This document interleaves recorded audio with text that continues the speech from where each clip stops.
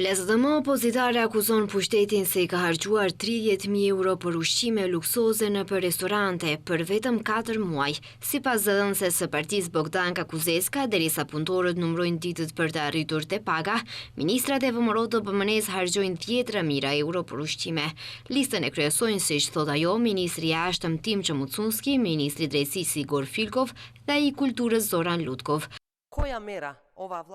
E besoni apo jo, në 4 muajt e parë të vitit kjo qeveri ka shpenzuar mbi 30.000 euro në për restorante të shtrejta në Shkup.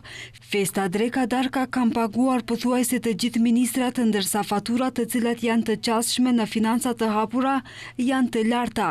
Disa pagesa janë në vlerë prej 3.000 eurosh. Ndaj këtyre akuzave është përgjigjur VMRO me kundër akuza.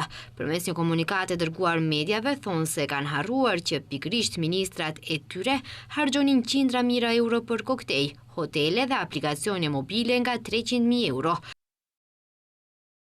Kuzeska të përgjigjet qartë se sa para u vodhën nga shefat e saj në ato tendera në 4 sy, pa shpallje dhe konkurrencë. Sa herë stafi juaj udhtoi me aeroplan privat ndërsa njerëzit ishin të mbyllur në shtëpitë e tyre. Nuk ju shqetëson luksi, ju shqetëson që nuk jeni më në pushtet. Këto akuzat të partive më të mëdha maqedonase po bëhen në ditën ndërkombëtare të punëtorëve, të cilët po kërkojnë që paga minimale të bëhet 500 euro.